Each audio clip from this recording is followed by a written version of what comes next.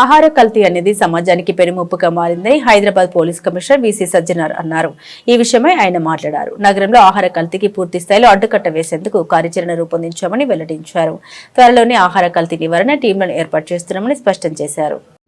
ఇంకా ఈ food adulteration అనేది ఒక చాలా పెద్ద ముప్పు అయిపోయింది. ప్రతి దగ్గర కూడా ముప్పు అంటే ముప్పు. ఏది నిజము, ఏది డూప్లికేటు, ఏది మిక్స్డ్ ఉంది అనేది తెలుసలేదు. అడల్టరేటెడ్ ఎక్కువైంది.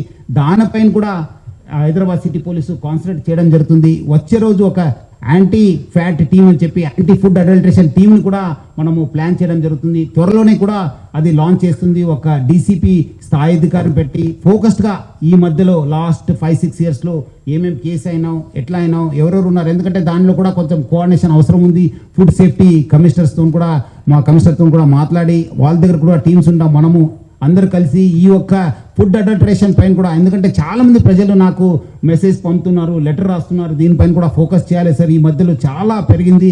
పాలు 1 లీటరు 150 రూపాయలు కూడా దొరుకుతుంది, 80 రూపాయలు కూడా దొరుకుతుంది. సో అందుకు ప్రజలు ఏది మంచిది, ఏది చెడ్డది అనేది అర్థమైతే లేదు. దీనిపైన కూడా మనం ఫోకస్ చేయాల్సిన అవసరం ఎంత ఉంది. సో యాంటీ ఫ్యాట్ టీమ్స్ కూడా మనము పెట్టడం జరుగుతుంది.